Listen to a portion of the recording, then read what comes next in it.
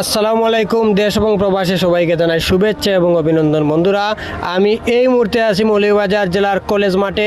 আপনারা দেখতে পাচ্ছেন মৌলভীবাজার জেলার সমস্ত মানুষ কিন্তু এই মাঠে চলে আসছেন। কেন আসছেন? এই মাঠে কিন্তু আমাদের মাননীয় প্রধানমন্ত্রী তারেক রহমান স্যার কিন্তু কিছুক্ষণের মধ্যেই আসছেন। মৌলভীবাজার জেলাবাসীর পক্ষ থেকে জানাই শুভেচ্ছা এবং অভিনন্দন তারেক রহমান স্যারকে।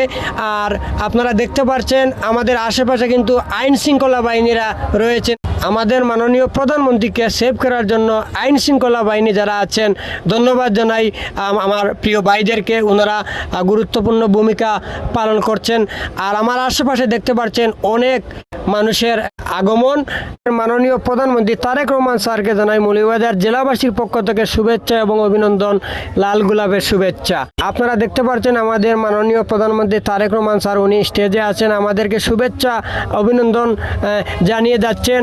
ওনার জন্য আপনারা দোয়া করবেন। ওনার কাছে আমরা আশা রাখছি যাতে আমাদের মৌলভীবাজার এবং রাজনগরের উন্নয়নের কিছু কথা বলে যান, এই আশা ভেবে ব্যক্ত রেখে সবাইকে জানাই ধন্যবাদ, শুভেচ্ছা এবং অভিনন্দন। ভিডিওটা বেশি বেশি করে শেয়ার করবেন। ধন্যবাদ।